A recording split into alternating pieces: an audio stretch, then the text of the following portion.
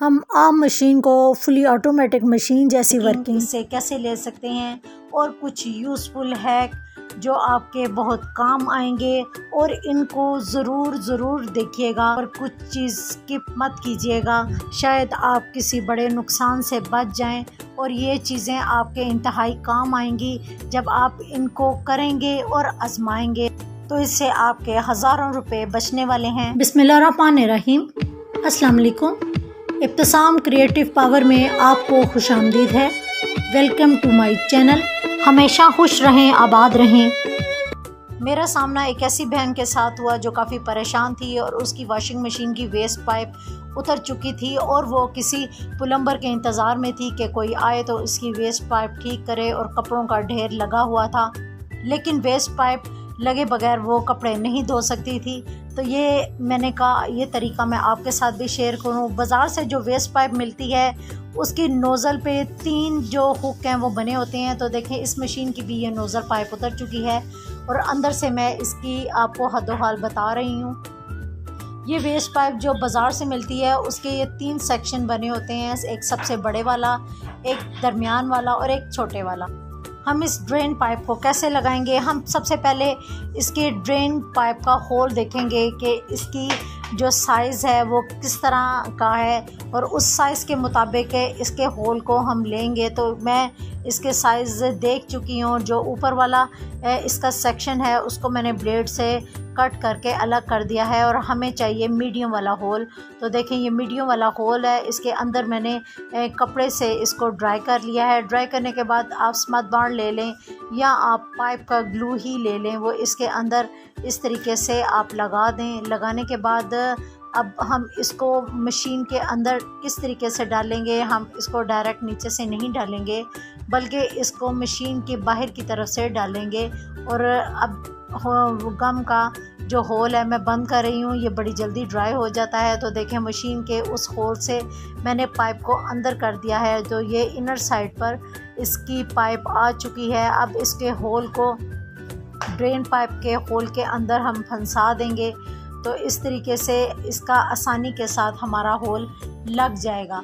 अगर आप समझें कि होल जो है हमारा बड़ा है और जो पाइप है वो हमारा थोड़ा छोटा है, तो इसका बेहतरीन तरीका ये है कि इसके होल को आप पकड़ लें और पकड़ने के बाद एक मैच बॉक्स ले लें और इसको जलाएं, और जलाने के बाद इसके पाइप को थोड़ा गर्म करें। अब देखें मैं मैच बॉक्स आपके सामने मैंने लिया है और इसके मैच को हम जलाएंगे, और जलाने के बाद इसका जो ऊपर से नीचे से और चारों तरफ से इसको घुमाकर फ्लेम के आगे रखेंगे तो ये पाइप थोड़ा नरम हो जाएगा, और नरम करने के बाद हम आसानी के साथ इसको अपने होल में डाल सकते हैं। तो इससे ये होगा कि अपनी जगह ये बना लेगा और बनाने के बाद उस जगह पर आसानी से फिक्स हो जाएगा।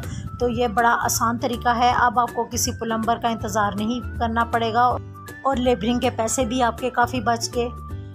अब इस तरीके के जो शू होते हैं, जब हम वॉशिंग मशीन लगाते हैं तो क्या करते हैं कि थोड़ी हम लापरवाही करते हैं और शू ज़मीन पर फेंक देते हैं।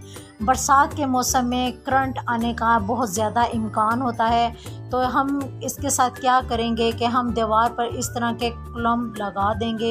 इससे ये होगा कि तार हमारी होल्ड करनी आसान होगी और हमारा स्विच आसानी के साथ स्विच बोर्ड के ऊपर आ जाएगा। मैंने भी इसी साइड पर 2 क्लम्प लगा दिए हुए हैं, जिससे ये होता है कि मैं आसानी से इसके स्विच को पकड़ती हूँ और इस तरीके से इसके स्विच में ऑन कर लेती हूँ। तो इस तरह आप बहुत बड़े नुकसान से बच जाएंगे।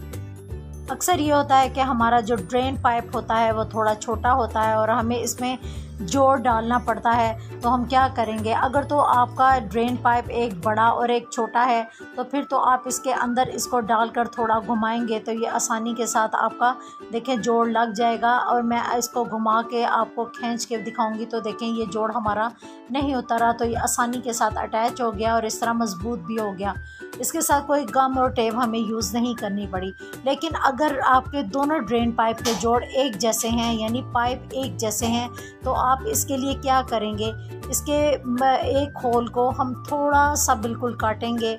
जिस तरीके से मैं मूवी में काट रही हूँ सेम उसी तरीके से हम इसके होल को कटर के साथ काटेंगे और इसी तरीके से ही दूसरे वाले होल को कटर के साथ मैं काटूंगी। लेकिन इससे पहले, डालने से पहले देखें मैं इसको घुमा के देख लूँगी कि ये नहीं घूम रहा, तो फिर क्या होगा कि मैं दूसरी साइड से भी ब्लेड के इसको काट कर इसके अंदर घुमाऊंगी तो ये आसानी से लग जाएगा। अब पानी हमारा बिखर जाता है और फ़र्श हमारा इधर से पानी की वजह से बैठ जाएगा। तो मैंने इसके लिए एक बॉटल रखी है, इसमें 2 होल किए हैं। होल के बाद दोनों ड्रेन पाइप मशीन की मैंने इसके अंदर डाल दी हैं और एक छोटी वाली पाइप इसकी बॉटल के छोटे वाले हिस्से में मैंने फिक्स कर दी है और इसको मैं ड्रेन पाइप के बिल्कुल अंदर डाल दूंगी। तो इससे ये होगा कि जब भी स्पिन का पानी बाहर निकलेगा तो वो बॉटल के अंदर ही रहेगा और इस पाइप के होते हुए हमारी ड्रेन के अंदर चला जाएगा। ड्रेन पाइप अगर आप बड़ी हैं तो इस बॉटल को आप डायरेक्ट ड्रेन में भी रख सकते हैं। अक्सर ये होता है कि हमारे जो इस तरह की छोटी छोटी पाइप्स होती हैं जो कि हमारे स्प्लिट की ड्रेन में बच जाती हैं या वेस्ट हो जाती हैं, उनको मैंने वेस्ट नहीं किया। मेरे पास ये पड़ी हुई थी और तारों के अलग से जाल दीवार के ऊपर बहुत बुरे लग रहे थे, तो मैंने उनको क्या किया, किस तरीके से होल्ड किया वो मैं आपको दिखा रही हूँ।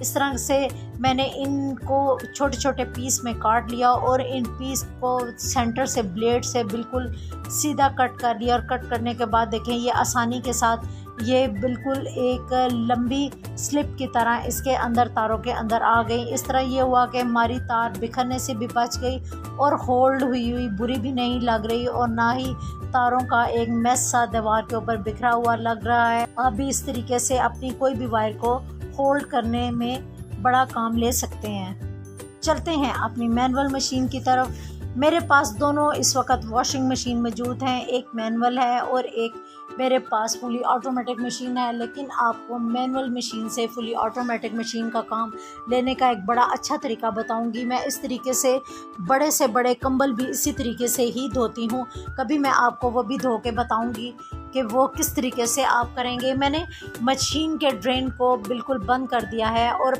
पानी डाल दिया है और देखें ये ऑटोमेटिक जो मशीन है बिल्कुल उसी तरीके से ही हमारी मैनुअल मशीन भी वर्क करेगी। तो मैंने ड्रेन को बंद कर दिया है। पाइप चाहे तो आप मशीन के अंदर डाल सकते हैं या निशानदेही किए हुए इस नोज़ल के ऊपर भी आप पाइप को लगा सकते हैं। तो मैंने मशीन में पानी डाल दिया है, सर्फ डाल दिया है, मशीन को मैंने चला दिया है। जो ये मैनुअल मशीन होती है वो ऑटोमेटिक मशीन की बनिस्बत कपड़ों की सफाई बहुत अच्छे तरीके से करती है और कपड़े पहले की बनिस्बत आपके काफ़ी निखरे और साफ़ रहते हैं। इसलिए मैं आपको यही सजेस्ट करूँगी आप मैनुअल मशीन ही लें, वही बेस्ट है। ज़रा सी कोशिश से आप साफ़ सुथरी और निखरी धुलाई हासिल कर सकते हैं। देखें मैंने 2 चक्कर इसके देने के बाद कपड़ों को क्लोज़ कर दिया है। क्लोज़ करने के बाद क्या करूँगी कि मैंने इसका जो ड्रेन पाइप होगा वो मैं चला दूँगी, ऑन कर दूँगी ड्रेन को और पानी देखें गंदा निकल रहा है बाहर और हमारी मशीन इसी तरीके से ही चल रही है। और ऊपर मैंने दोबारा से इसके अंदर पाइप को ओपन कर दिया है। तो इस तरह हमारे जो कपड़े हैं आसानी के साथ रिंस हो रहे हैं और हमें कोई फोर्स भी नहीं लगानी पड़ी, कोई हैंड नहीं लगाना पड़ा। तो दोबारा से मैंने ड्रेन को जो है वो बंद कर दिया है। बंद करने के बाद मैं दोबारा से इसमें पानी डालूँगी। पानी डालने के बाद दोबारा से इसको रिंस करूँगी और रिंस करने के बाद इसके ड्रेन को दोबारा से ओपन कर दूँगी। तो ये होगा कि ये गंदा पानी दूसरी दफ़ा फिर बाहर निकल जाएगा और इस तरह साफ़ सुथरी निखरी धुलाई हमें मिल जाएगी। और देखें कितना अच्छा तरीका है कि आपको कोई ताकत नहीं लगानी पड़ी, आपके बाजू नहीं थके और आपके शोल्डर्स में ना ही कोई दर्द हुआ और आपने वज़न भी नहीं उठाया और आपके कपड़े आसानी के साथ रिंस भी हो गए और आसानी के साथ धुल भी गए। मैंने अभी तक मशीन में कोई हाथ नहीं लगाया, कुछ भी नहीं किया और देखें मेरे तमाम कपड़े इतनी बड़ी धुलाई आराम के साथ धुल गई और ये आपके सामने है। और इस तरीके से बाज़ मशीनों में स्पिनर भी यही हिस्सा होता है, लेकिन इस मशीन का जो स्पिनर है ठीक इसी के साथ है। तो अब मैं क्या करूँगी कि स्पिनर को ओपन कर लूँगी और यही कपड़े उठाने के बाद थोड़े थोड़े करके स्पिन करके डाल दूँगी और स्पिन करने के बाद क्या होगा कि इसको आसानी के साथ अपनी सुखाने के लिए डाल दूंगी। तो देखें ये कितना यूज़फुल तरीका है। आप भी इस तरीके से कपड़े धोइएगा, फीडबैक ज़रूर दीजिएगा, दुआ में ज़रूर याद रखिएगा और बताइएगा कि आपकी धुलाई कैसी रही और किस तरीके से आपने अपने कपड़ों को वॉश किया और कैसे आपके घर वालों ने आपकी तारीफ़ की। तो दुआ में ज़रूर याद रखिएगा। अल्लाह हाफिज़।